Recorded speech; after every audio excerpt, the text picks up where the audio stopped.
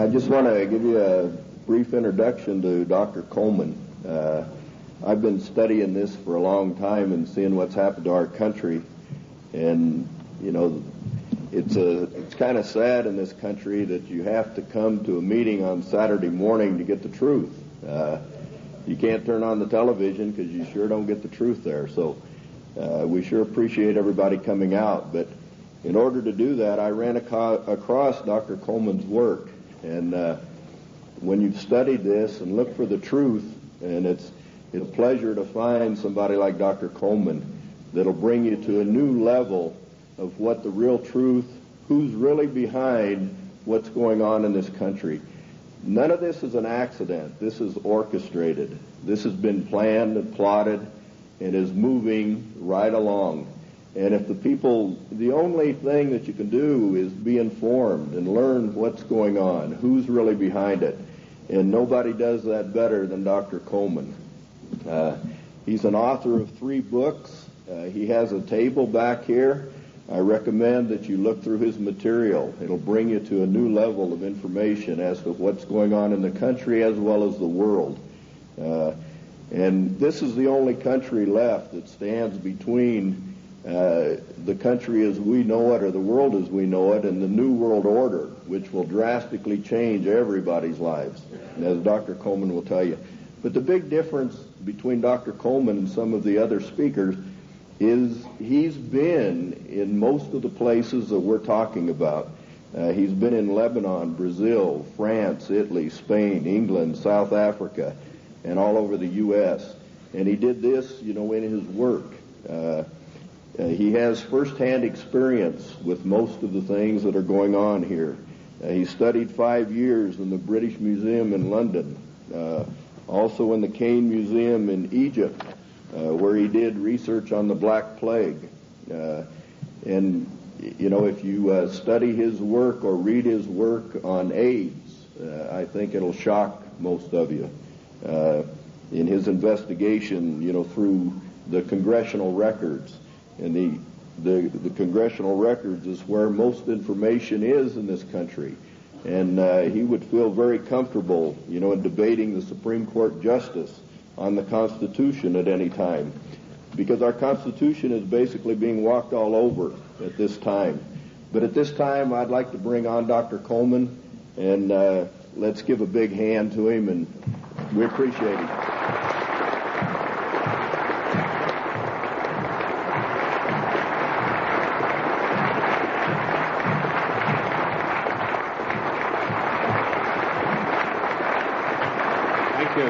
Thank you. Ladies and gentlemen, thank you for that great welcome. It's indeed a great pleasure for me to be among you here this morning. Looking at all these big fellows around the place, I feel a little small in stature, but I would remind you what Wellington told the German General Blücher at Waterloo when he rode up to inspect Wellington's troops. He saw the Scotch and the Irish guards on the hillside. He rode through them and he turned to Wellington and said, "They're rather small, aren't they?"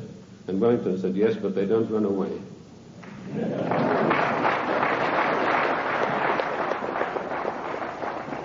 Ladies and gentlemen, I bring you a message of hope, not fear. A message that I hope will galvanize us all into much needed action. The problem is quite simple. Anarchy and chaos prevails in Washington, D.C. because the federal government has seized powers to which it is not entitled to and is passing masses of laws that are 100% unconstitutional. And when you get men setting themselves up as greater than the Constitution of the United States, you get anarchy and eventually tyranny. Now, I'm paranoid. I'm going to admit to you right up front. But let me tell you what the real meaning of the word paranoid is. It is a man or a person who has the ability to link events that seemingly are not connected. That is the true meaning of paranoia, or being paranoid. Of course, it's been used by our enemies, the socialists, the Marxists, the liberals, the so-called progressives, to smear us. How many times haven't I heard it said of me, that fellow's paranoid? Yes, I'm glad to admit it, because I have the ability to connect events that are seemingly unconnected. And when you do that, you begin to arrive at the truth. It's taken me 25 years to come to the conclusions that I have come to. And I want to tell you that one of the biggest things I discovered in my work was the existence of a supranational committee composed of 300 men. I came across this quite by accident when I was serving in Africa, in Angola, and I was given a series of documents which were only supposed to be handed in to top-level people. They were what we call above the top level of classification of intelligence documents. And there I discovered that whilst I thought I was in Africa fighting against the invasion of the communists, I was in fact fighting to introduce socialist regimes in the black African countries, and that I was actually working for a committee called the Committee of 300, also known in intelligence circles as the Olympians. I'll stop right there, and I want to digress for a moment and tell you the word intelligence has been bandied around a great deal in the United States. I've seen people writing this and that and the other intelligence newsletter. They really have no experience whatsoever. In 1986, I wrote a work called Mind Control, Metaphysics, Extremely Low Frequency Radiation, and Weather Modifications. And in that work, July the 8th, 1986, I said that the top-level intelligence organization in the United States was the National Reconnaissance Office, far bigger than the CIA and any of the other intelligence agencies. And by the way, we have about 10 different ones in the United States. And I even had the audacity to give the address of this organization. 3 weeks ago, Mr. Sam Donaldson, the gentleman who wears that beautiful toupee so effectively, he came on with the program in prime time, and he said, this is one of the biggest scoops that ABC has ever had. And he told about the National Reconnaissance Organization. The exact same thing that I published 8 years earlier. I tell you this to set the stage so that you'll understand I do have some experience and that I know that of which I speak. You know, the American people are somewhat like the Irish. I'm sure you've heard the story of the Irishman who got shipwrecked, and after many days he was washed up on an island, and as he staggered along the beach, some people came out of the trees waving spears, and he said to them, is there a government here? And they said, yes. He said, well, then I'm against it. Liberty is based on individual freedom. We are individual people. We are not the mass, so disdainfully referred to by Karl Marx and the socialist writers. We objected to a tax of a penny a pound on tea when King George of the Venetian Party of the North, now that's probably the first time you've heard that expression. It took me 5 years of digging in the British Museum in London, which I consider to be the finest repository of knowledge in the world, to come up with that name. That was what the party of King George was called, and we'll come to the reason for that. But our colonists said, we're not going to pay this penny a pound on tea. Today, we are being driven on our knees by a tyrannical government, which is imposing all sorts of taxes upon us, and worse than that, trammeling on and tramping on the Constitution of the United States of America, which is the second greatest document in the world next to the Bible. And if we could rebel against the mighty powers of King George III, the most potent force in the world at that time. Then, ladies and gentlemen, it is time that we rebelled against a federal government that is trammeling the Constitution underfoot every day of the week.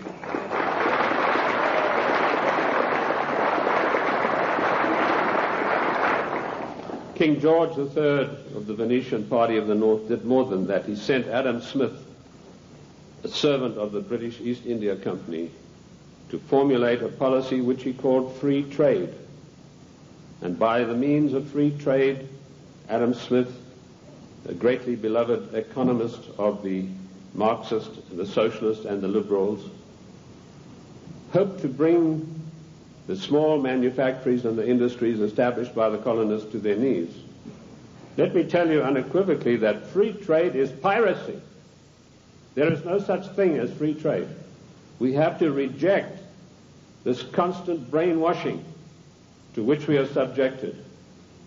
Free trade began with Adam Smith and the British East India Company. Now, who is the British East India Company? They played a massive role in the history of the United States of America. Only you are not taught this in your schools or in your universities, but you need to know.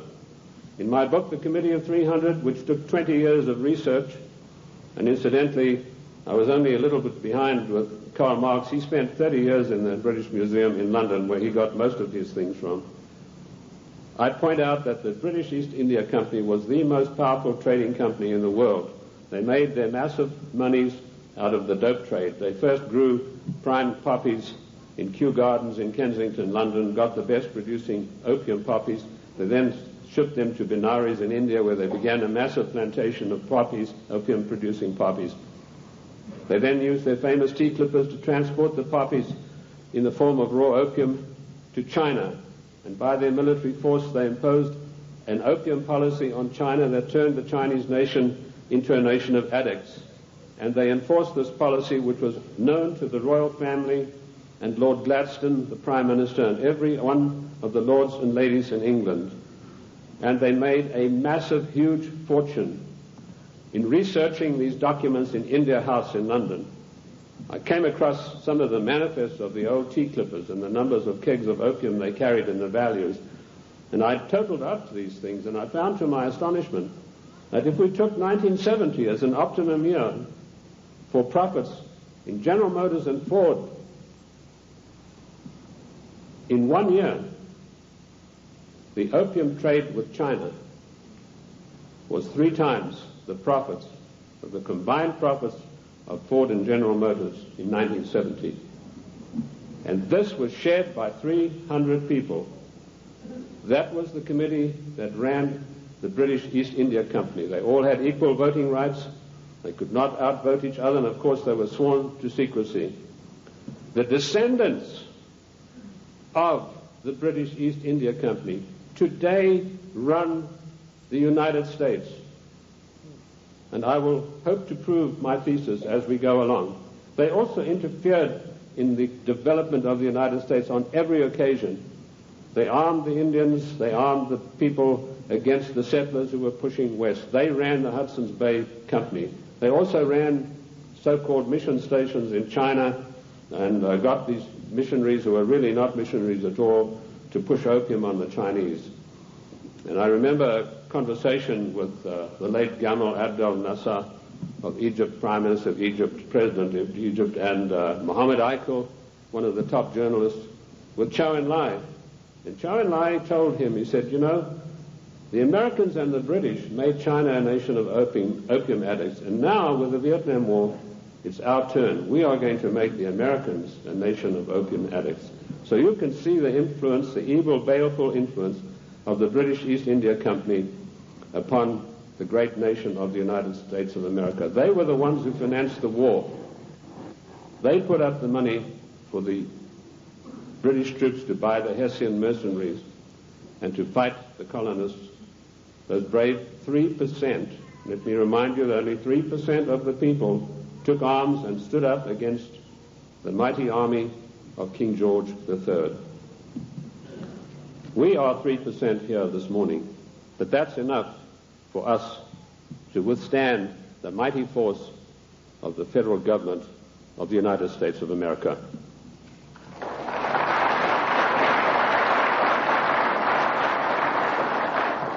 These 300 men in the Committee of 300 still run the world today with an iron fist. Their wealth is untold, cannot be measured. I know I looked at some of the records that I could find in Italy, in Rome.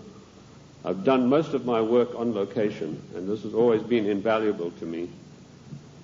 And I came across the families in Italy who were called the fondi, meaning the people who had all the money. They were all members of the Committee of 300, the Lucatis, the Recanati, the Volpi du Miseratis. These people are so wealthy that they would make David Rockefeller look like a piker. That is how rich they are. And this is the committee that runs the world. Now, in my book, The Committee of 300, I name every one of them. This is not a book that talks about they. It gives you specifics. And I must say I do the same thing in my new book, Socialism, The Road to Slavery, which was 10 years in researching. On July the 4th, 1789, George Washington told the Congress, it is necessary for us to impose tariffs to protect the manufactories of our colonies. That was the first trade barrier. Now, let us dispose for once and for all with the words that have been implanted on our minds, like isolationist, and you are for restricted trade, and you are against global trade. The United States of America did not grow great on global trade.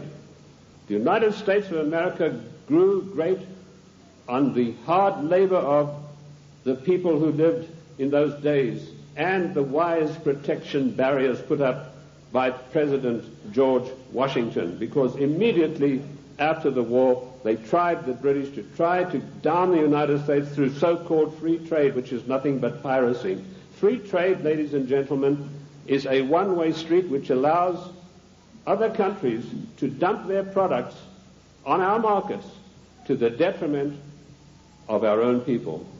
That's what free trade is. It's strictly a one-way street.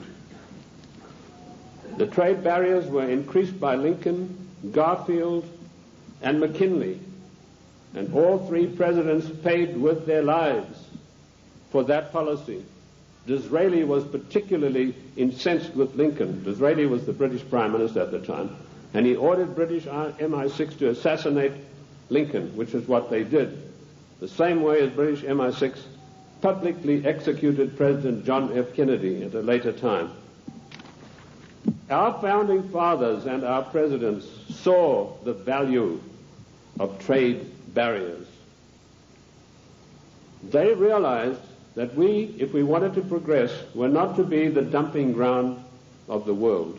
And I'm going to leave that subject for now and return to it later.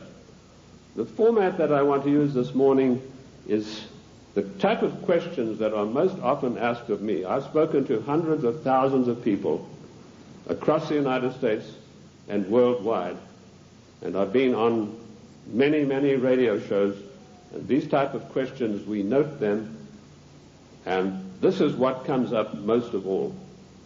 Who and what is the Committee of 300? Well, I've dealt with that. I've told you this is a supranational body that knows no boundaries, respects the laws of no countries.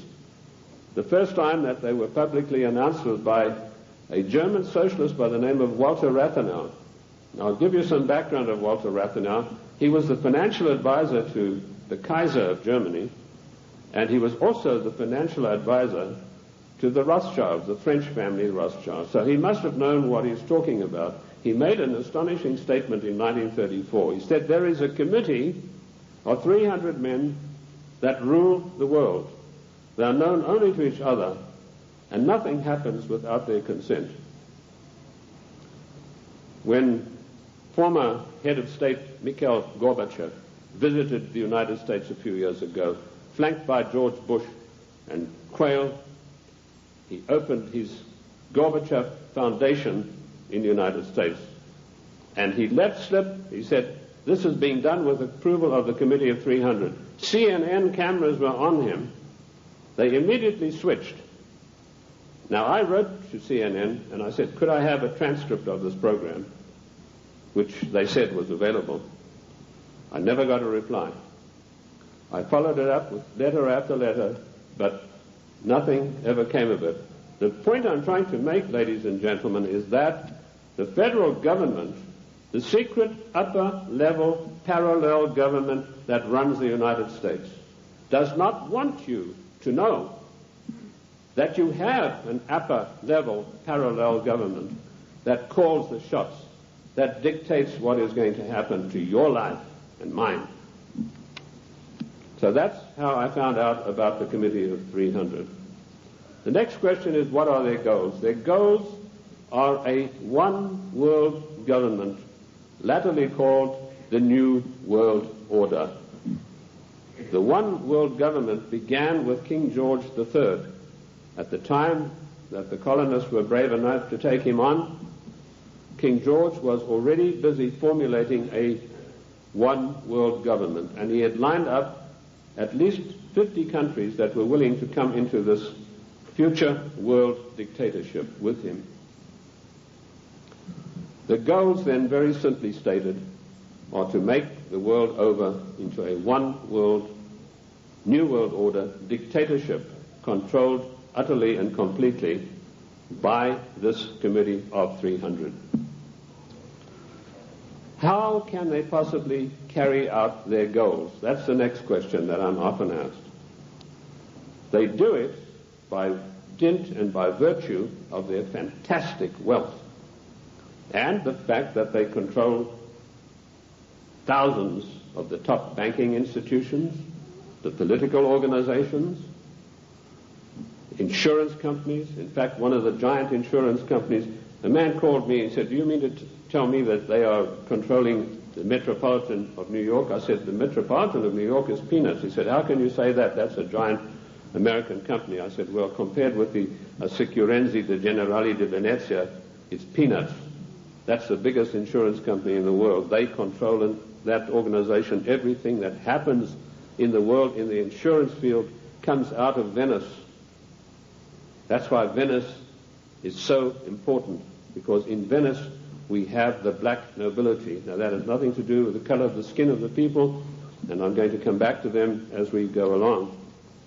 So the goals are a one-world dictatorship of the most brutal kind, and how they carry it out is they have these interface banks, insurance companies, mining conglomerates, every conceivable control in politics, including the Democrat Party of the United States, which is, of course, since 1980 behind closed doors at a secret caucus in Washington, D.C. The Democrat hierarchy took on the goals of the old Socialist Party USA, i.e., based upon the Communist Manifesto of 1848. If you have a copy of my book, and I'm not pushing it, but in my book, The Committee of 300, I list every one of their huge, gigantic corporations, how they interface. And this, ladies and gentlemen, is an eye-opener, because it gets right down to the nitty-gritty of your everyday life in the cities and towns across the United States. So they carry out their goals through existing organizations. And also, of course, they have built up some special organizations of their own. When I first started writing in America, when I came here in 1969, I revealed the existence of an organization called the Royal Institute for International Affairs, which is located at Chatham House in 10 St. James Square in London. I also revealed the existence of the Club of Rome, the Cini Foundation, the Mont Pelerin Society, the Order of St. John, which was known but not known. And I listed all of these secret societies that run the world as executive arms of the Committee of 300. So it controls the world through all of these. The Royal Institute for International Affairs is the executive arm of this committee, which gives instructions to the United States government to this very day. The chain of command is as follows. Every Secretary of State that has been appointed since 1919 is appointed by the Royal Institute for International Affairs. That may come as a shock for you. You think you vote and you put a conservative in the White House, and then he appoints supposedly or allegedly conservative people to carry out the policies that you wanted him to implement. Surprise, surprise. I ask you to find me a conservative Secretary of State since 1919. And if you search diligently and apply the correct rules, you will come up blank. Every one of the Secretaries of State was chosen in London by the Secretary of State, as was Wilson, the President Wilson, as was Roosevelt, as was James Earl Carter. He was specially chosen because he'd had 3 mental breakdowns, and they felt he would be a good guy to manipulate. Oh, I'm talking facts. I'll tell you the story of that. In my World in Review news magazine, I wrote that, James, I'm digressing a bit here, but it's necessary to do that now and then. It's not a sign of a bad speaker, although I don't put any laurels around my own neck. But James Earl Carter was not a known entity in the American scene.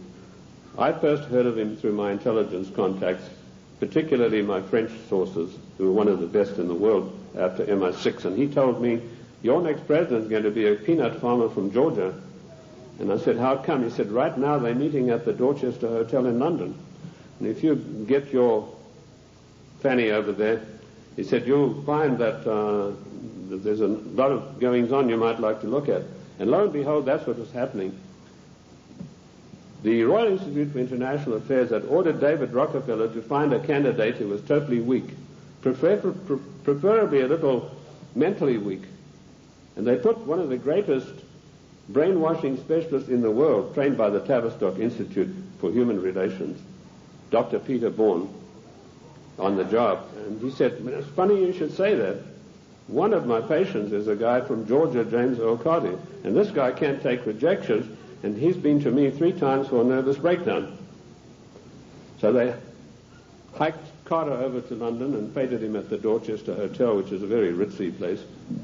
And they feted him and wined and dined him. And the next thing we saw, Time, Newsweek, every newspaper in the country, James Earl Carter. Now we, in our little magazine, World in Review, we told those of our subscribers, this man is your next president. We also did exactly the same thing with William Jefferson Clinton, because we had the story of the Club of Rome. We knew who Agnelli was. We knew that Agnelli had had a huge love affair with Mrs. Pamela Harriman, and that Mrs. Pamela Harriman was the doyen of the Democrat Party, and Mrs. Harriman had been given the task of finding the next president of the United States, a socialist. And she picked up Clinton and said, you're our boy. But there's one snag. Clinton went up there brushing his forelock back, said, well, you know, there's one problem. My wife's left me. So Mrs. Harriman was dumbfounded. She said, well, you better give it back in a hurry. And he said, no, she doesn't want to come back to me because of my tryst with other women. That's how he put it. My philanderings would have been a better word, but he said tryst with other women. So Mrs. Harriman sent for Mrs. Clinton, and she duly came to New York, and she sat her down and said, look, if you want to be the first lady of America with all the attendant prestige and power, you better forget about your husband's philanderings and get right back to him. And that is precisely what happened. And when I heard that had happened, I knew this guy was the next president. And we wrote that in our news magazine. And sure enough, a year later, here came marching into the scene William Jefferson Clinton.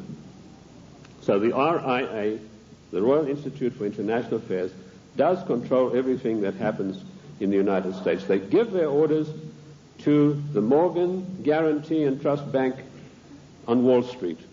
And the chief executive officer of that organization is Dennis Weatherstone. And he duly relays the orders over to the Secretary of State, whoever that happens to be. And he then relays the orders to the President. There was one exception to this, and that was during the illegal, 100% unconstitutional Gulf War. Now, I'm going to use a word, and I apologize to the ladies for this, but I need to tell you this graphically to illustrate the power that the Royal Institute for International Affairs exercises over the affairs of the United States of America. when George Bush was hesitating and didn't know whether he should get into the Gulf or not, the Prime Minister of Britain, Mrs. Margaret Thatcher, came over to the Committee of 300's headquarters at the Aspen Institute, Colorado, and this is the phone call that she had with George Bush. She said, "George, this is Margaret. Apologies to you, ladies president. Get your ass up here. I've got some orders for you about the Gulf War." And Bush went scurrying up there like a little messenger boy.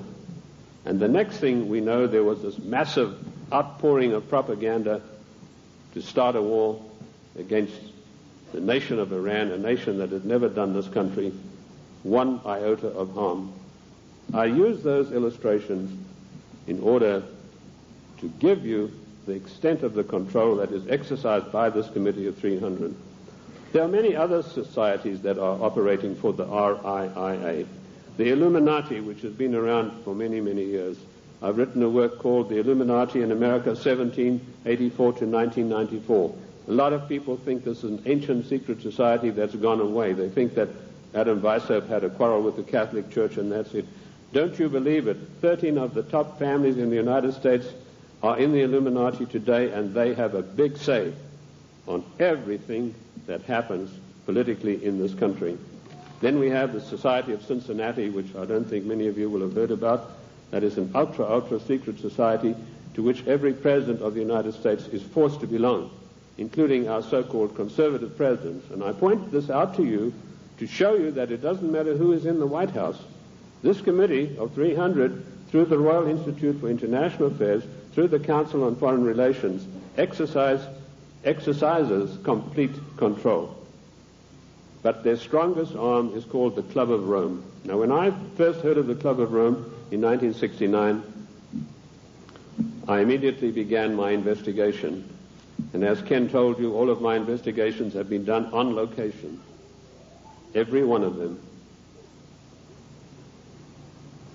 The Club of Rome is one of the most insidious, baneful organizations in existence today, which has done intolerable, immeasurable harm to the United States of America. This Committee of 300 told a man called Aurelio Pecci to form this Club of Rome with the main object of bringing down the industries and the agricultural development of the United States. He immediately wrote a paper in which he said there are too many people on the earth and that the United States, with its industrial development, its agricultural development, is responsible for this curse of overpopulation. And he picked up the documentation for his work from Lord Bertrand Russell, a senior statesman of the Committee of 300. And Lord Bertrand Russell had written a work called The Impact of Science on Society. And if you can ever secure a copy of that book, which I doubt you'll be able to get, you will see in there that he said the world is grossly overpopulated and we have to get rid of at least half of the world's population, and it doesn't matter how we do it. So the Club of Rome was instituted and organized to start an attack on the world's population using the United States as the whipping boy. And they came up with a paper called the Zero Growth Post-Industrial Plan for Industry and Agriculture for the United States of America. 3 days after that plan was accepted as official United States policy by James Earl Carter, I was able to, through my intelligence people, get a copy of this insidious document. Basically what it said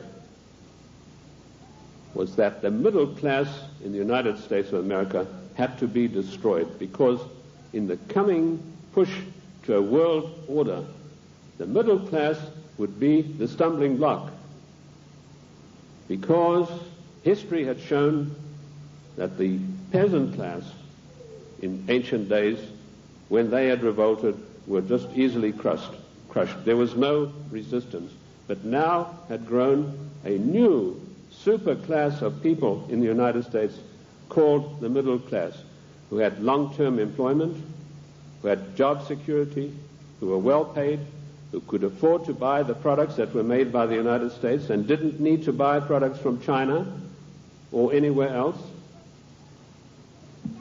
And the Club of Rome post-industrial zero-growth paper said this has got to stop.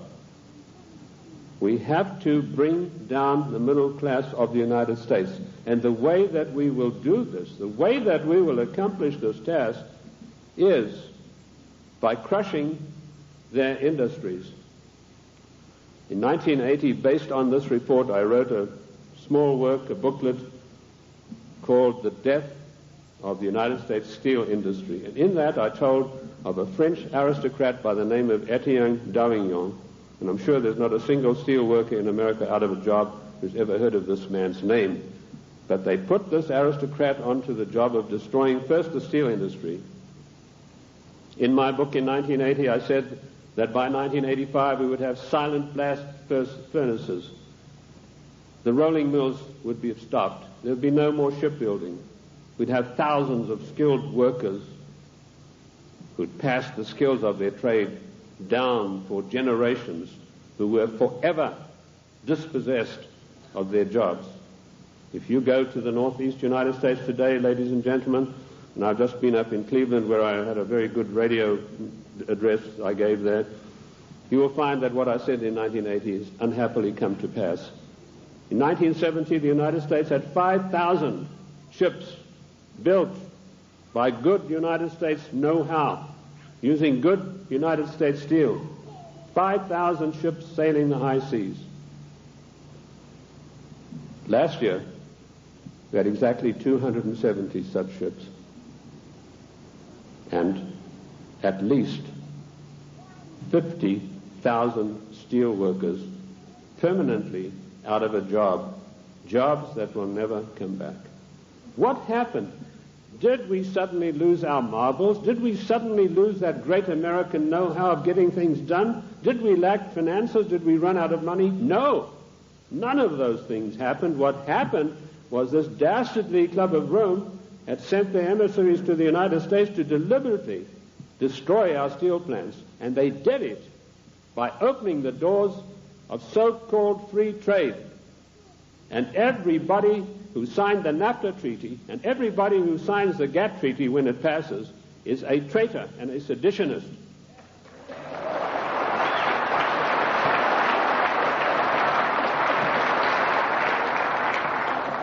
Our mighty steel industry is destroyed. Our shipyards are silent. Our skilled workers are permanently without a job. And if you don't believe me, get the report of the Club of Rome. You know, when I came out in 1969 with my report on the Club of Rome, nobody had ever heard of it. And people, when they got it, said, "Oh, this guy's paranoid. There's no such organization. It's probably something to do with the Catholic Church."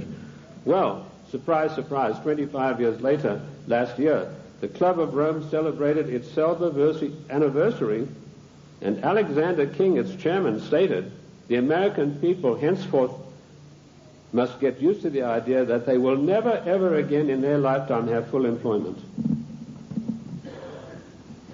What a scandalous thing that our government is fully cooperating with this organization built up by the Royal Institute for International Affairs to destroy the middle class of the United States and to add to the policies of global genocide. And that brings me to the next question. What is the Global 2000? Once again, when I heard about this policy, it was 3 days after it had been accepted by the United States government as its official policy. And the Global 2000 was a blueprint for mass genocide produced by the Club of Rome. Basically, what the Global 2000 calls for is the destruction of half of the world's population by the year 2050. Hence the title 2000. They built a case based on Bertrand Russell and H.G. Wells' findings that the world was going to be overpopulated, would be a terrible place to live in. That was picked up by a fellow called Robert Strange McNamara, and a stranger individual you're not likely to meet in this world. And this man had a conference of all the leading bankers about 12 years ago, and he said the biggest menace facing the world today is the American middle class and overpopulation. He linked the two together. And he said, by the year 2050, this is the state of the world. All of these unfed, unwashed people, no jobs. He said, do we want to live in a world like that? So the Global 2000 was a genocidal plan to take care of the people of the United States who don't have any jobs and who, like Alexander King said, are never going to get their jobs back, and the masses of people in other nations. That is why we had the sudden appearance of AIDS. When I was in the service, I was told there's a CAB experiment, that's chemical and bacteriological warfare experiment, going on in Sierra Leone, in Africa. That's a remote corner of Africa, West Africa, just above Liberia. If you look at your map, your atlas, and you'll see where it's located. Why Liberia? Extremely hard country to get to. You have to fly from London. That's the only way you can get there. You land on an island, and then you've got to take a ferry across to the mainland. And, of course, all people taking the ferry are heavily scrutinized. And I managed to work my way. I was told the Americans were doing the CAB experiment. I managed to work my way to within striking distance of a small mission station.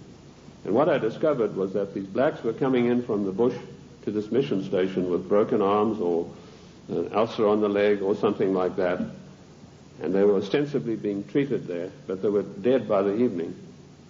What was actually going on was that a laboratory had been set up using Lassa fever virus. Now, at that time, Lassa fever was one of 4 viruses that could jump the human-animal barrier. And it was a deadly virus. They were trying to create a virus that could be mass-produced and it could be sent out through the World Health Organization to get rid of millions of people in the world. But the Lassa fever virus proved uncontrollable. It killed 3 scientists who were working there. So the orders came from Washington, burn the place to the ground, and that's exactly what they did within a radius of 100 miles. They bottled up some of these viruses they'd been experimenting with and took them back to the Centers for Disease Control in Atlanta. There they began again, but again they escaped and killed 3 more scientists. So they incinerated the whole laboratory, sealed it up and incinerated. The same experiments are now going on in Harvard University right now. But they're not using the Lassa fever virus. That has proved to be too tough for them to handle. Instead, the United States government gave millions of dollars to the United States military chemical and bacteriological warfare establishment at Fort Detrick, and they began experimenting with the AIDS virus. I knew about the AIDS 3 years before the word ever came out in the world, in the United States particularly, because of my field work in Sierra Leone. The British government used their Porton-Down CAB facility. It's easier to get into the Bank of England vaults than to get into Porton-Down. All the deadliest viruses in the world are being crafted there, in pursuance of the goal, the Global 2000, to decimate the world. Shortly after this experiment had finished at Fort Detrick, the World Health Organization started a massive vaccination campaign. They said, for once and for all, we're going to wipe out the scourge of smallpox. They chose Africa and Brazil, launched a massive vaccination campaign. Immediately, AIDS began to appear. Thousands and thousands of people began dying of a strange new virus, which the World Health Organization then said had come from the bite of a green monkey. They forgot to tell you the green monkey's been there for centuries, and he'd been biting people, if he ever did, for centuries, but no disease of that nature had ever occurred. The World Health Organization deliberately took this virus, which was crafted from a series of animal viruses, including Mediavisna sheep, which destroys the brain, which is why you find AIDS patients get dementia probably first before any of the other AIDS-related complex diseases appear. And they began vaccinating innocent people on a massive scale, and they began dying like flies. Why Africa and why Brazil? Because those 2 countries had the biggest black population in the world. And I want to tell the black people of the United States of America, do not trust the Democrat Party. Do not trust government. Do not believe that government is your friend. To you, To them you are dispensable, the same way as we are. Millions of people died. I went through Uganda on an inspection tour, and I saw whole areas decimated where previously there had been small towns and villages. There was not a living soul in sight. And that is going on today. The AIDS epidemic is completely out of hand. It swept the world. It's been swept under the carpet in the United States of America. We were told that this is a disease which is passed by homosexuals. True enough, but that's not the primary cause of it. This is a crafted virus that was spread throughout the world to decimate the population. Coming behind them, and we reported this about 2 years ago in our World in Review news magazine, is the Vibro 19 cholera virus, a deadly killer. You get this cholera in the morning. If it's not immediately treated with massive doses of expensive antibiotics, you'll be dead in a day and a half. This epidemic swept India, carrying away millions of people. I don't know if you've heard of it in the press. I doubt it. Behind that is a deadly strain of malaria, and some of our forces in Somalia contracted this disease. A strain of malaria which acts almost like the HIV virus. It attacks the human immune system. And behind that, the Black Plague. Now, you've had some experience with Black Plague recently. Experiments were conducted in this area and in California with the Black Plague, distributing them, these plague viruses, to definitive areas by means of enfolded scalar waves using extremely low-frequency radiation, which was a warfare technique developed in 1934 by the great Soviet virologist V.A. Gertchev. This is not Buck Rogers stuff, ladies and gentlemen. This is today's deadly truth. So some of the Indian reservations were targeted, and all of a sudden they began dying of Black Plague. And then we were told, well, the harvest mouse droppings are responsible. Well, the harvest mouse has been doing his droppings for centuries, but none of them got the Black Plague before that. But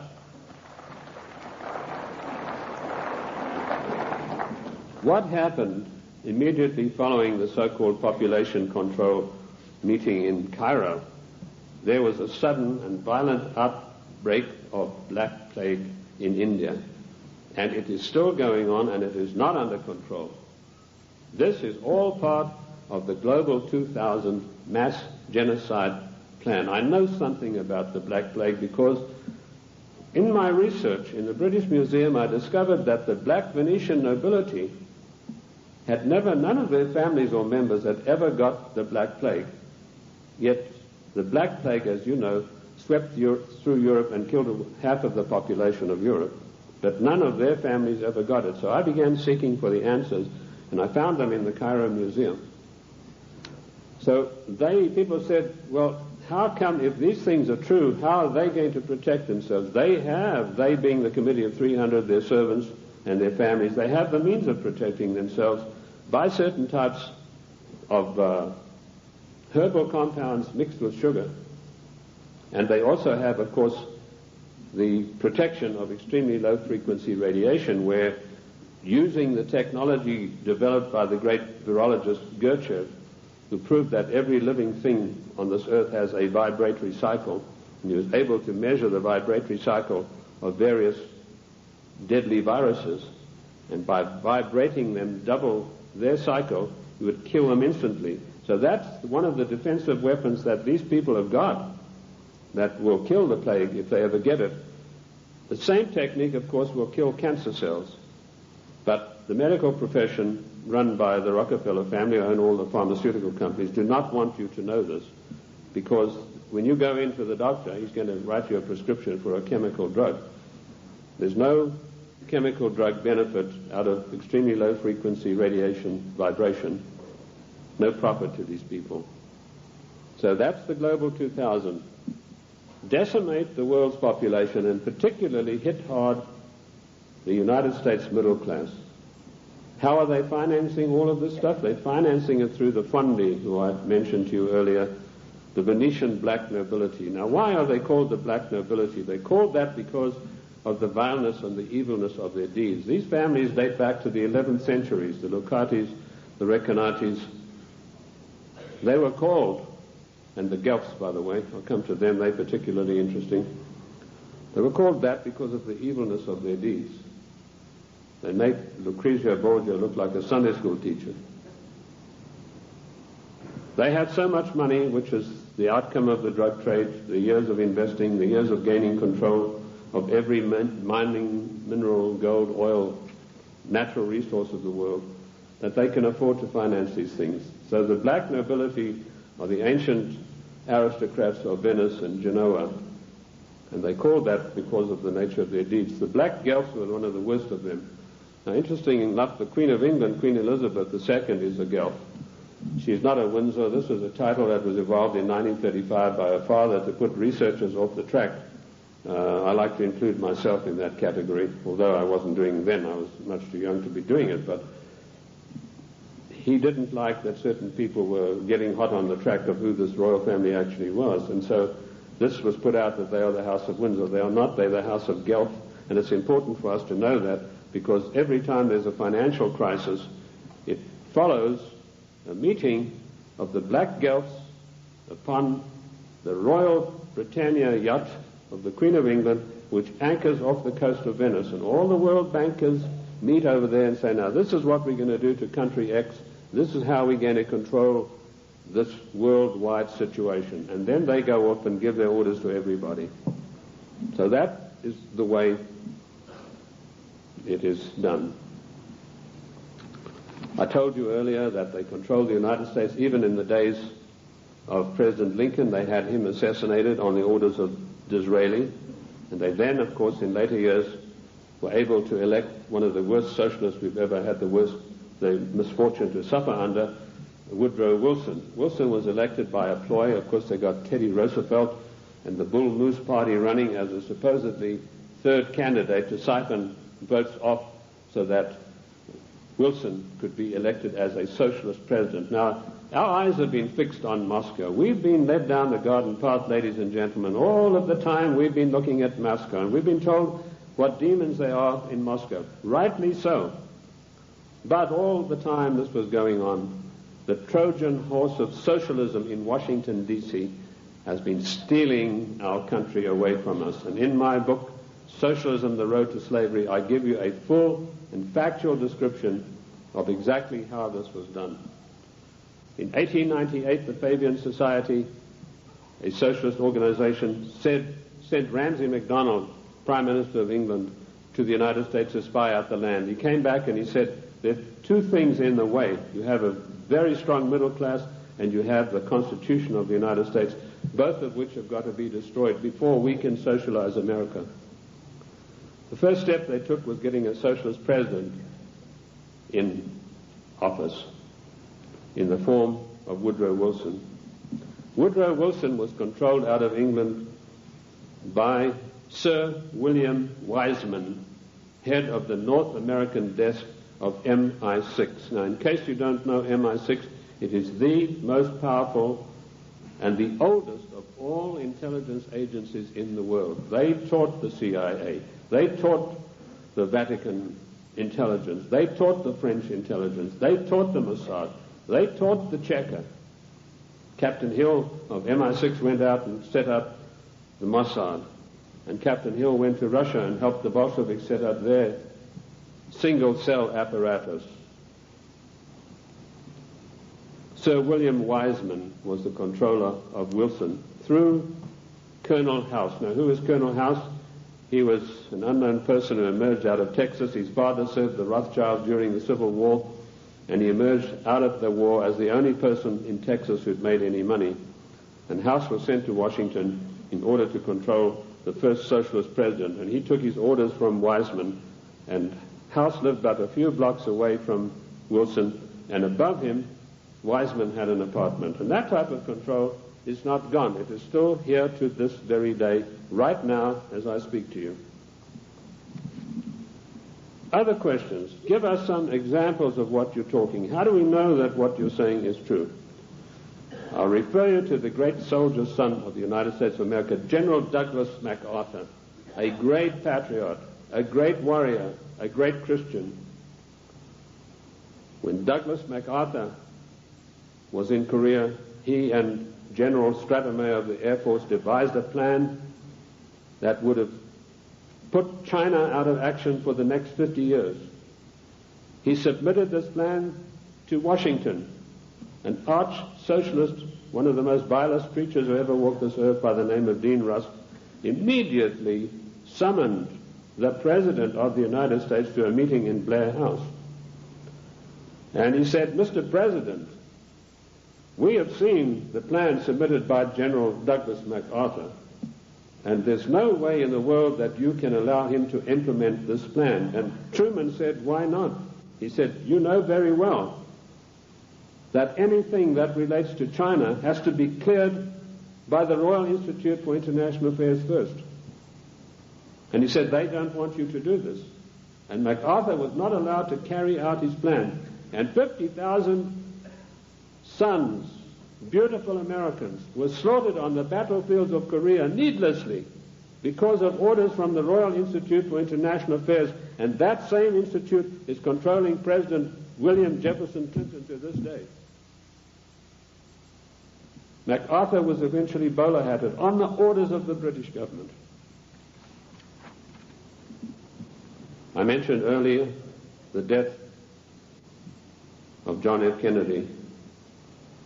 Given the methods that are well known in intelligence circles of how to get rid of bothersome people, it would have been a very simple matter to make it look as though Kennedy had died of a heart attack or some other natural cause.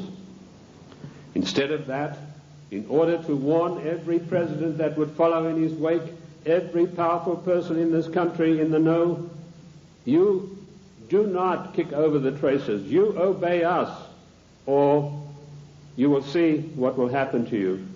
Kennedy was publicly and brutally executed in a plan carried out by British MI6 under the control of Sir William Stevenson and his lieutenant, a Canadian citizen by the name of Major Louis Mortimer Bloomfield. Now, you won't get that in any of the accounts of the Kennedy assassination. You'll find it in my book, The Committee of 300. You'll also find it in my monographs about the Kennedy assassination. Who are these people?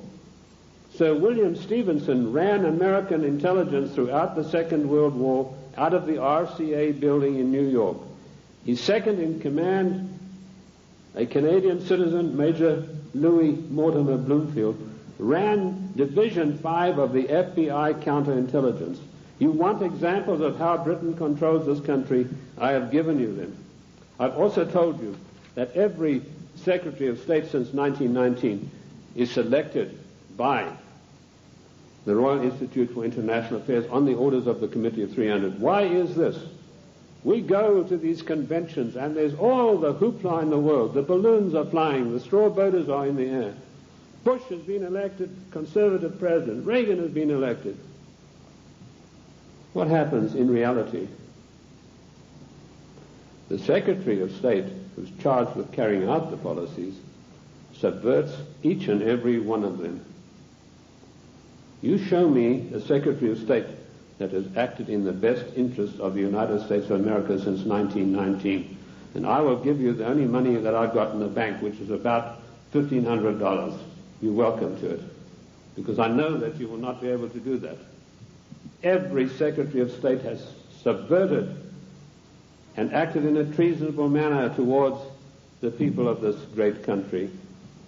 And when they haven't done it directly, they've done it through surrogates like Lachlan Curry, who ordered the military to jettison a shipment of arms destined for the great Chinese leader Chiang Kai-shek, to jettison overboard these arms in the Indian Ocean. And that's exactly what they did. We think that we elect our presidents. Ladies and gentlemen, we do not elect our presidents. They are selected for us long before we'd even heard of them. And I've given you 2 examples this morning of how this is done. The 300 office at Aspen keeps a tight control over every political event that takes place in this country.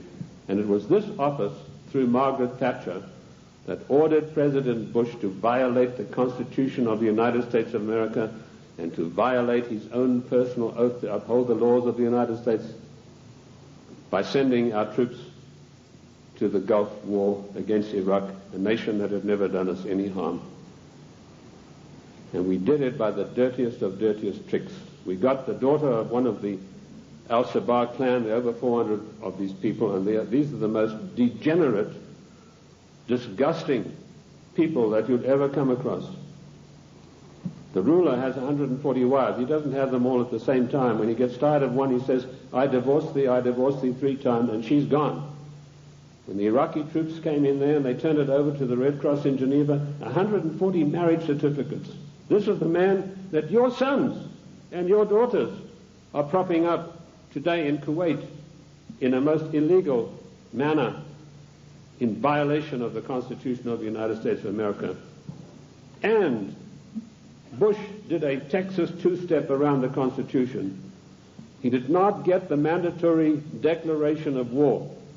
I'm not a lawyer, but I've studied the annals of Congress, the congressional globes, and the congressional records for 25 years. And in those pages will be found more wisdom, more in-depth information about the Constitution than you'll ever get from any law school. Anyway, most of the law schools have professors far to the left of Marx, and they don't know anything much about the Constitution. I talked to a few people, one lawyer in Congress, I said, what do you know about the Constitution? Well, I got 1 semester of law when I was at law school, and in that was something about the Constitution. Our Constitution is not even taught in the United States school system. Isn't that an utter shame and a resounding disgrace? Bush said the troops...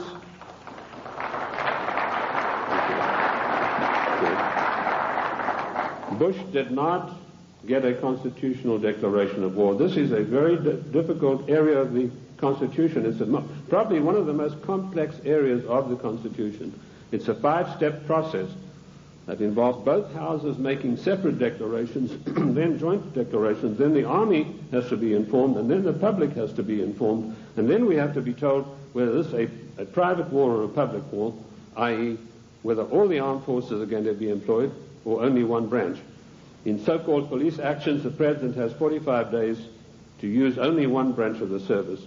Bush violated his oath of office by going to the United Nations, to which we do not belong, and getting them to give him a so-called color so that he could send our troops to the Gulf. Our troops to this day are in the Gulf illegally, in violation of the Constitution of America, and we're still paying for it. The story that the Gulf states put up all the money, you go and ask the General Accounting Office, as I did, how much money have they paid? We are still paying for the Gulf War, and now we've got another huge bill to meet, billions of dollars, for Clinton's fantasies, to go out there and support this disgusting Al-Shabaab clan. I don't know if you know the story of Kuwait. It's really a horrendous one. I don't want to get into that too much, but that land was stolen from the Iraqi people by the British imperialists. They came in and drew a line through the sand right through the middle of the most important oil fields that had just been discovered, the Rumelia oil fields. Thenceforth, this is going to be called Kuwait. And they brought up these tame sheikhs from Bahrain and put them in as the rulers.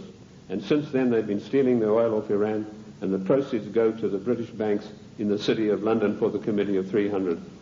They're just doing the same thing now in South Africa with the gold. That's part of their tactics to gain control of all natural resources through the world.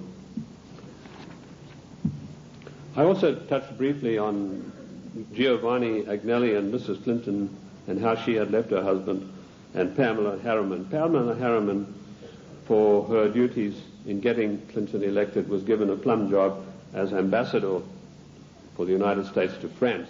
And this is what happens to the traitors. Patriots are punished and traitors are rewarded. Dennis DeConcini, who voted for the giveaway of our property in Panama and who voted for the crime bill and every other obscenity that is passed by the federal government in violation of the Constitution. He's now going to get a plum ambassadorship when he retires, on top of his huge pension of something like $200,000 a year. I've been asked whether Clinton will stay the full term. Yes, he will.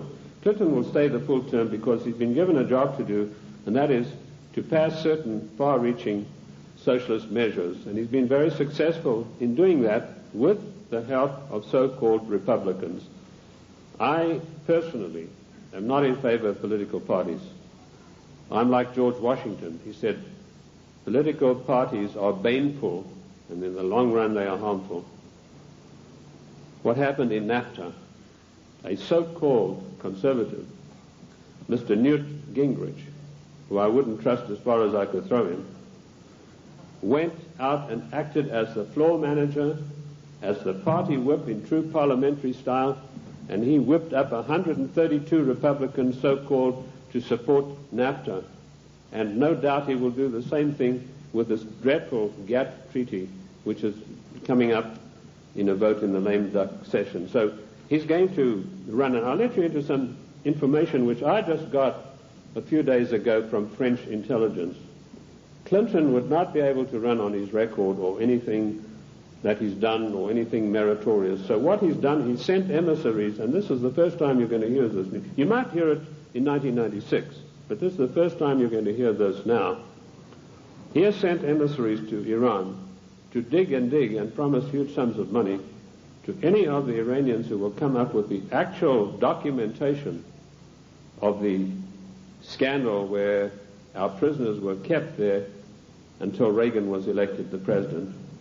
And if he can come up with this documentation, he's going to keep them. In 1996, he's going to come out and say to America, I have here documentary proof of how bad your Republicans are, President Bush and Reagan. Look what they did.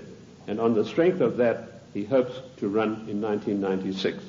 That's what he's doing now. He's taking the money that he's not entitled to, and he's using it to bribe the Iranians to come up with these documents. I don't know that they will, because I think they like him even less than I do, and that's saying a lot. What is the Clinton agenda? Clinton has been instructed to socialize America. And let me tell you that the enemy in Washington is more to be feared than the enemy in Moscow. I've said this for years. What does socialism do? It forces changes upon people that they do not want and do not ask for. And we've seen how dangerous that is when we look at the programs that were supposedly programs invented by the United States government and by the presidents. A man called Stuart Chase, an arch Fabian socialist, wrote a book called A New Deal. Frances Perkins, who was the first female socialist cabinet minister appointed in the United States in the Roosevelt administration, she got hold of a copy of this book and she ran to Roosevelt and said, look, this would be a marvelous program for you. So in the 1932 Democrat and by the way, don't call them the Democratic Party because they are not. We are a confederated republic. We are a constitutional republic.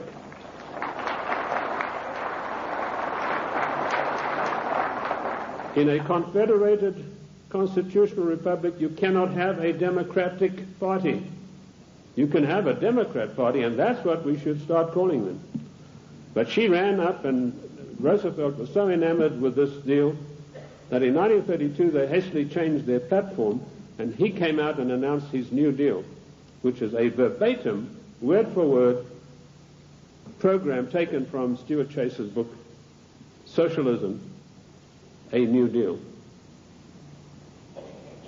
Then when Kennedy came along, he adopted as a wonderful new program called The New Frontier. That just happened to be a book written by Henry Wallace, another Fabian socialist writer. Word for word, The New Frontier was co-opted as Kennedy's program. Then when Johnson came along, he came out and started talking about the Great Society. Now, what was the Great Society program? It was another Fabian socialist book written by another fellow called Graham Wallace, no relation to the first Wallace, names spelled differently. So here we have three presidents of the United States following an outright course of socializing the United States of America. And of course, every president, including Reagan and Bush, has continued along those lines. And what do we have? Our Social Security. That was called the Beveridge Plan. In 1942, when Britain had its back to the wall, was losing hands down to the German armies in France, they needed something to buck up the population. So Sir William Beveridge came along with this plan. He said, we're going to abolish poverty in Great Britain. and they've started this beverage plan, which is the basis of our socialist social security plan. Note, I said socialist social security plan. That's how we got it. It was co-opted directly from the beverage plan, very eagerly embraced by Roosevelt. Socialism is a failure. Lenin was once asked, what is socialism? And he said, socialism, he said, no, he was, sorry, I got the story wrong. He was asked, what is communism? And he said, communism is socialism in a hurry. And we have creeping socialism in this country today, which has nowhere to go but to communism. In the New World Order, one world government. That is the direction that William Jefferson Clinton is pushing this country as hard as he can go. And GATT is an integral part of that. The socialist policies of England failed miserably.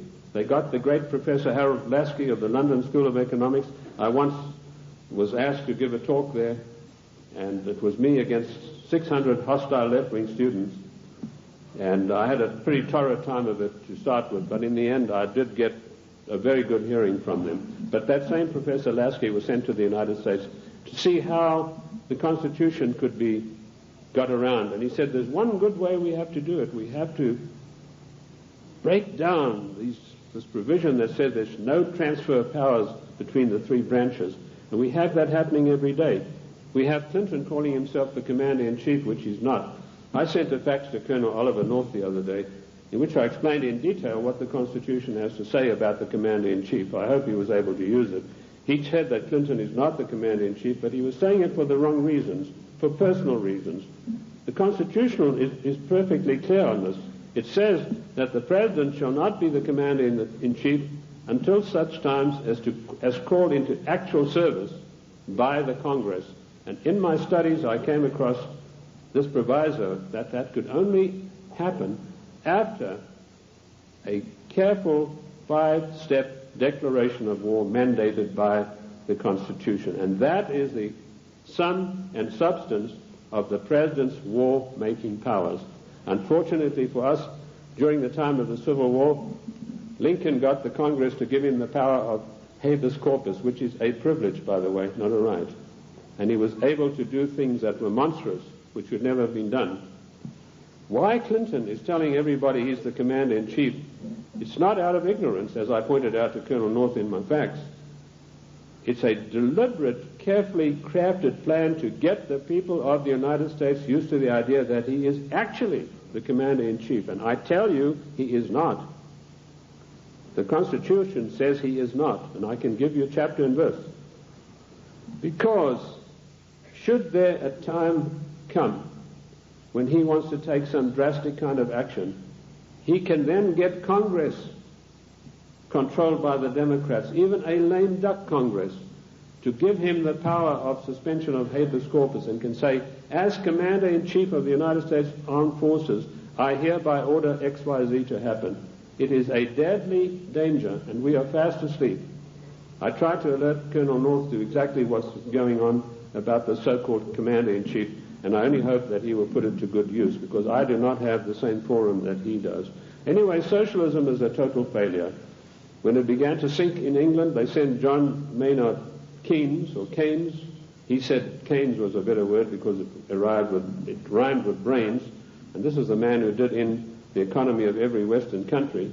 And he came to the United States, and by his charm and good looks, he was a tall, well-spoken English gentleman, immaculately suited, connoisseur of wines and cheeses. And it was said of him that there was not a single lady who could resist his amorous advances. He was able to charm Roosevelt into giving the British government $3 billion to prop up their socialist programs. That wasn't enough. They then sent Harold Lasky and John Maynard Keynes for a second handout. This time they got $7 billion. And when Roosevelt was asked about this, he said, let's forget all of those silly little dollar signs. And the same thing is happening today in the field of foreign endeavor.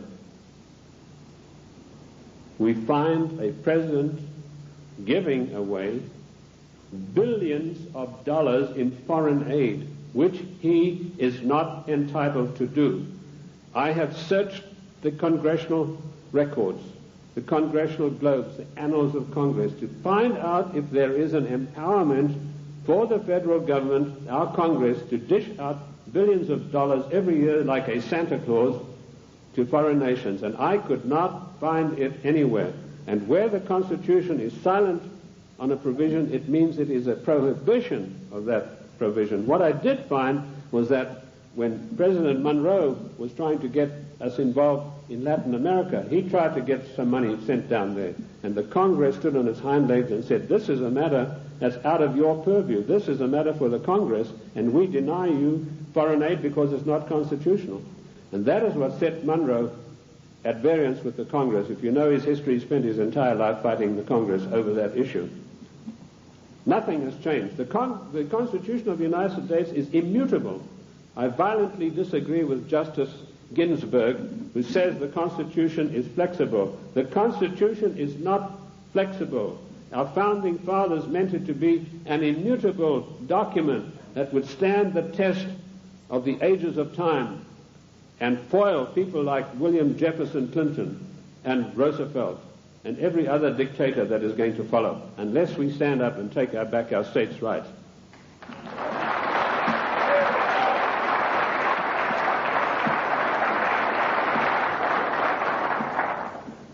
What is the political future of the United States? I told you that we are being forced into a one-world government, new world order, by the use of the word democracy and by the use of the word global trade and free trade. There is no such thing as free trade. The United States made itself great by its own manufacturing abilities. We had our people fully employed.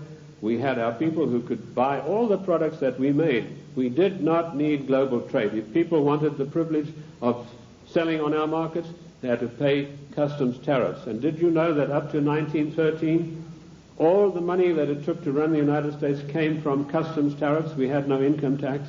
And in 1913, we had a surplus of $5 billion after all our bills were paid. Now comes Socialist Wilson, and the first thing he does, he calls for a joint session of Congress, and he said, we've got to stop this isolationist. Ladies and gentlemen, this word isolation is a smear word. It's intended to deceive you. We do not need global trade. We need full employment. We need our people back in full-paying jobs. We need our industries revitalized. We have today 40 million unemployed Americans, and Alexander King has stated the policy of the Club of Rome, followed slavishly by William Jefferson Clinton. Americans can forget about full employment in the future forever. 40 million, those are the real figures. We have 25 million people underemployed, people with great skills who are acting as doormen in hotels, flipping hamburgers, for God's sake. These people, and they talk, Mr. whatever his name is, Reich or whatever it is, he says, oh, the Clinton administration has created 2 million new jobs. Well, I don't like to pick on his size, but I think it's gone to his head, if you get the drift of my meaning. There's no 2 million jobs of any magnitude being created. He's talking about makeshift jobs. We have the biggest underpaid, underemployment class in the world today, and we have the middle class totally destroyed by the socialist administration, and Clinton is hand in glove with him and going along with him as fast as he can go. We have become the dumping ground for the world's products, and that has put our people out of jobs, reduced our standard of living, the object of the exercise being that one day we shall be no better than a third world country as far as our standard of living. Take the shoe industry. In 1950, only 4% of shoes sold in America were imported shoes. Every president that came along knocked down the tariffs against shoes, imported shoes. Today you have China, Taiwan, Malaysia. 84% of shoes sold in America come from those countries, which means a total unemployment in the shoe industry of this country of over 250,000 people. Isn't that a scandal and a disgrace? That we open our doors and allow these people who we subsidize with foreign aid to come back and dump their products and put our people out of work. In future, historians are going to say, this was the maddest nation on earth to allow this insidious war to be waged against them. And that's what it is, ladies and gentlemen. This is a war to the death for the United States of America. The only thing that is making it unrecognizable as a war, there are no big drums being beaten, there are no flags waving, but we are being insidiously destroyed in a trade war. And GATT is a coup de grace to kill off the American middle class for once and for all. And while in passing to GATT, did you know that one of the provisions, I've read the 26,000 pages of this GATT document, and I want to tell you, I don't believe a single one of our senators or our members of the House have read this document. One of the provisions that I found out is at birth, once GATT is in control, every child born in the United States will have to have an IRS number. Another thing that I found, the GATT financiers, and this is a massive bureaucracy, are going to come in and they are going to limit the type of dividends that you can earn on your investments from bonds. What happened? Immediately this news broke, the gnomes of the bond market took their money and they fled to Basel, Switzerland, and they put all their money in the Bank of International Settlements in gold, Swiss francs, and that's why you have the attack on the dollar going on today. This is a war to the death against the people of the United States. The Committee of 300 wants to reduce us through socialism into a nation no better than the third world countries. Look at this insidious GATT treaty. Do you know that the United States, the mighty United States, has one vote, the same as Kenya or Haiti? And we are going to pay 7/10 of the huge bill. And this organization is going to supplant the laws of this country. One of the provisions of the WTO is that their board will be able to go in and demand of individual states that they change their laws and take us to the courts if we don't do it. Where is the president who said he would uphold and protect the individual states and their rights to a republican form of government?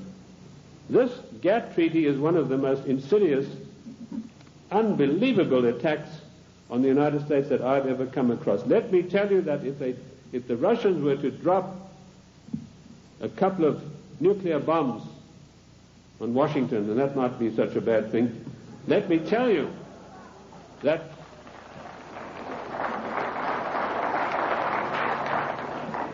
they could never hope to do the damage that GATT is going to do. Ladies and gentlemen, you have to marshal every one of your resources. This GATT treaty has got to be fully debated. Once before, twice before, we were forced by the one world government, new world order, into far-reaching situations that affected the national life and the character of our people without a national debate. The first one was the so-called United Nations question mark treaty. In 1946, this treaty was forced through the Senate by an exercise of arbitrary power. Arbitrary power is forbidden by the Constitution. Yet you have Comrade Dictator Mitchell, the leader of the Senate, saying he's going to allow about 2 days to debate GATT, which is 26,000 pages of documents. That is an exercise of arbitrary power. If we had any men of guts in the Senate, so-called conservatives, they would walk out en masse and say, we are not taking part in this effort to denigrate and destroy the Constitution of the United States of America. And you can imagine what an effect that would have.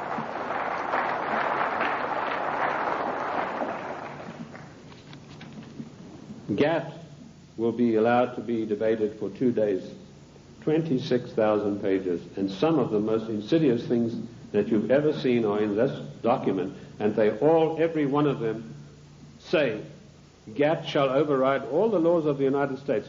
The President and our senators and our House members are supposed to uphold the law of the United States. If they sign GATT, they're guilty of sedition and treason. Period. That's it.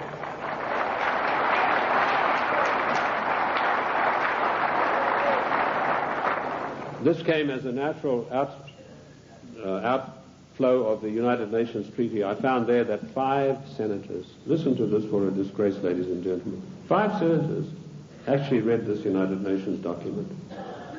Again, it was 53,000 pages long. 5 senators, and they had 3 days to read this document, and it was then rammed down the people of the United States. I want to tell you that we do not belong to the United Nations. One of the greatest constitutional scholars it was ever my great pleasure to speak with was the late Senator Sam Ervin, who told me there's no way under the noonday sun that we could ever have joined in the United Nations. We did not join the United Nations, and we do not belong to it now. I've written a little work called Is the United States a Member of the United Nations? And you'll find in there I give you chapter and verse constitutionally why we cannot be. 1965 we had another national calamity without a national debate. The Democrats reformed immigration. Now notice, every time some far-reaching thing happens, then the socialists come along with the reform. It's to reform health, which, by the way, Lenin said a national health plan is the arch of socialism. So now you know where Clinton got his national health program from. He took it straight out of the Communist Manifesto of 1848. They were not satisfied with immigration as it was. The bulk of the people came from those who were related to the Jeffersons, the George Washingtons, the Davy Crockett's. They were not satisfied with that. Without a national debate, without asking the people of this country by your leave, the Democrats in 1965 forced through an Immigration Reform Act that totally changed the face of the United States and will totally change us. And one of the architects of that was the same Dean Rusk, the swine who stopped MacArthur from bombing the Chinese back to the Stone Age, and, of course, Nicholas Katzenbach. I want to give you some statistics. Now, people have accused me, they said, you are a racist. First of all, the word racist is a very modern smear word. If you look in the dictionaries in 1919 onwards, it did not exist. What they really mean to say is you are a racialist, i.e. a person who's proud of your race. I'm not saying this against any group, any nationality. I want to show you how the socialists, without our permission, without a national agenda, without a national debate, will change the face of the United States. In 1984, the people from traditional immigration stock made up 74% of the total population. By the year 2080, less than 100 years from now, we will make up 39.5% of the population. And it goes on. The Hispanics were 9.4 in 1980. They'll be 15.4. The Asians, 2.4, will be 13.3 of the population. In other words, the traditional Americans of the Davy Crockett, George Washington, the people Monroe said would make a real contribution to America, will be in the distinct minority. And this is thanks to the Democrat Party, who in 1965, without by your leave of the people, changed the rules. And now they've got us blindsided by concentrating on illegal immigration. Illegal immigration is nothing. That's a small problem. The legal immigration that was authorized in 1965 without your permission, that's where the big problem lies. These statistics were provided to me by a man called Lee Bouvier, who was one of the leading advisors to a former INS official. And of course we know that abortion is another way in which the population is being diminished. I have challenged judges all across the country to show me in the United States Constitution, where is there provision for abortion? And I've yet to see. Oh, they say in the Fourth Amendment. Don't you believe it? The Fourth Amendment has nothing to do. It doesn't mention the word abortion. And where a word is not mentioned in the Constitution, it is a prohibition of that word.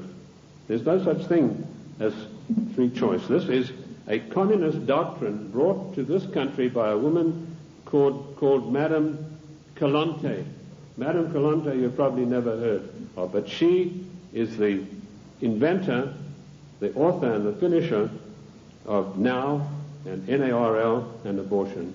It's all in my book, Socialism, The Road to Slavery. Where do we stand now? I told you that we're in danger because the separation of powers mandated by the Constitution are being broken up every day. You now have the idiocy of Clinton having line item veto. That means if he doesn't like something, he can go and veto just that line that he doesn't like. That is breaking down the separation of powers forbidden by the Constitution. Also meddling in trade. The President has no right to be meddling in any treaty whatsoever. That is strictly for the House according to the Constitution of the United States. And I dealt with the Commander-in-Chief situation already.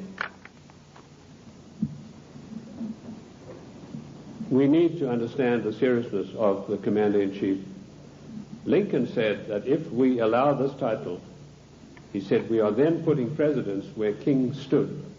And he said one of the most hated powers of kings was their ability to make war at any whim that came to their mind. And if we do not stop this Commander-in-Chief nonsense with Clinton, that's where we're going to find ourselves. We are already there with Haiti, and we are already there with our troops being sent to Kuwait. I want to tell you that the cost of the Middle East peace so far, to you, the American taxpayers, is $38 billion, and the clock is still running.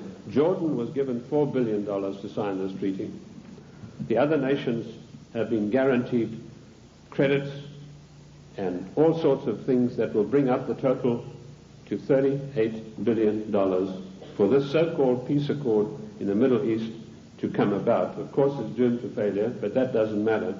In the meantime, it makes the President of the United States look good.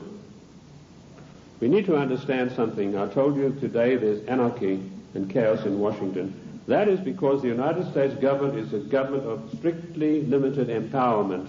It cannot just willy-nilly go making bills. For a measure to be introduced into the House, it has to be in consonance with or in pursuance of something already in the Constitution. If it is not, it is unconstitutional. And I've looked at 3,000 bills passed in recent years, and every one of them are unconstitutional because they were new things that some lighter-than-air incendiary fairy-head liberal said, well, I'm going to introduce this into the Congress. I'm going to have this law passed, like Dinah Swinstein's 19 assault rifles banned. There's no thing in the Constitution that would allow her to do that. Specifically, the 10th Amendment is very, very precise, and I can quote you 54 instances where this is mentioned in the Annals of Congress, the Congressional Records and Globes. The 10th Amendment is a restriction on the federal government. Our founding fathers were very frightened to give unlimited powers to the federal government. Daniel Webster said we must cage them like a lion, must not give them unlimited powers. It is a government of limited powers, but particularly the 18 Amendments. And just to make sure that the federal government would understand this, in the 18th Amendment, there's a little title that's very important. It says they can only do things that are necessary and proper. And I want to ask you, is rushing our troops off to Kuwait to protect the income of the decadent Al-Sabah family, whose money goes to the Royal Institute of International Affairs banks in London, is that necessary and proper for the United States to be doing? We don't get any benefit out of that. No. The 18th Amendment, necessary and proper. The 10th Amendment, the police powers of health, education, and police protection are entirely reserved for the states. And I can quote you 48 court cases from the Annals of Congress, from the statements made by the Founding Fathers. Those powers were never surrendered to the federal government. Therefore, the federal government has no business interfering in health matters, national health plan, no business interfering in crime bills, that's a matter for the states, and no business interfering particularly with the Second Amendment. I was in New York the other day on a radio program, and a very irritated, angry lady said she was a professor of law from Columbia. She came in on the program and she said, "You don't know what you're talking about." She said, it's not a right to bear arms. I told her exactly what was what. And she said, well, if that's true, then voting is a right. I said, no, voting has never been a right. The only rights and the only civil rights we got are found in the Fifth Amendment. And that's all. Forget the 1868 Act. That was done when the United States, the southern states, were under occupation. They were occupied countries. Forget Nicholas Katzenbach's 1964 Civil Rights Act. The only civil rights we've got are those contained in the Fifth Amendment. And health, education, and police powers belong to the states. Mrs. Swinstein has no right passing a bill classifying 19 types of assault weapons. What is an assault weapon anyway? Any gun is an assault weapon. That's what you use guns for. You use it to shoot people or animals or protect yourself. Any gun is an assault weapon. A knife is an assault weapon.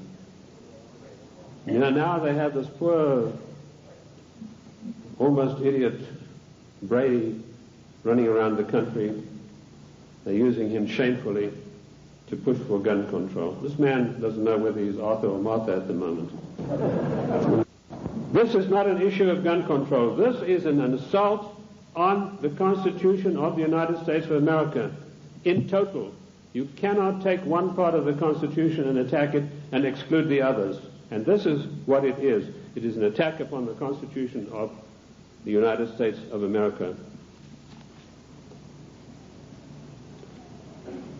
We need to understand about GATT. I'd like to go back to that a little bit. Michael Carpenter, the Attorney General of Maine, and 46 other Attorney Generals of the states wrote a letter to Clinton last July, and they asked him, please, Mr. President, let us have a national conference of all Attorneys General of the states on this matter.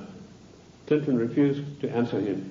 Instead, he got his Hollywood lawyer pal, Mickey Cantor, whose only expertise in the world is running around with a Hollywood crowd. He's a Hollywood lawyer. And suddenly, Clinton puts him in charge of trade. Trade wars, GATT, is piracy. It will destroy the livelihood of the people of this nation. What is the situation facing us right now? There's an attack on the dollar. The gnomes of the bond market are fleeing. I've written a work called The Economic Implosion, Year of Crisis, 1995, in which I predict the collapse of our economic system as we know it today in pursuance of the GATT Treaty. One of the things I know for a fact that this will be an implosion, i.e. our system will collapse on the ground of which it now stands. It's not going to be an explosion that will scatter everything. And we know that GATT will come in and say how much you can get for your interest. They will also put the International Monetary Fund in charge of our finances, and banking in this country will be in the control of 5 major banks. That will help to control the situation and further destabilize the country. That is the aim and object of all of this. Once a nation is destabilized, it's very easy to deal with it and push it into a socialist new world order, a one world government. Ladies and gentlemen, I want to say to you today, the time has come for us to recognize that we are 50 individual nations. We have all the rights of an individual nation. We gave only limited empowerments to the federal government. They have grossly, flagrantly violated the concord that we have with them. Therefore, we, the masters, have the right to go to Washington and tell them, the servants, henceforth this concordat is severed, unless we understand from today all of these unconstitutional measures will be rolled back and a new system will come into being. The Federal Reserve Bank, that private enterprise bank, will be put out of business.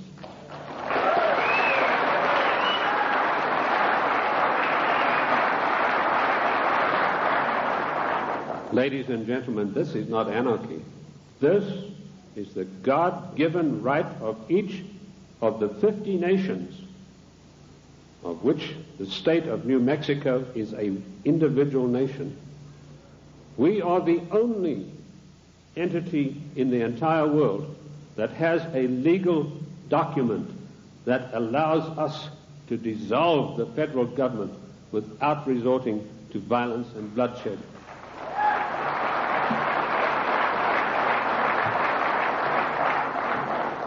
Ladies and gentlemen, I can tell you from my own experience that I have seen a rising tide in this country in the last 5 years.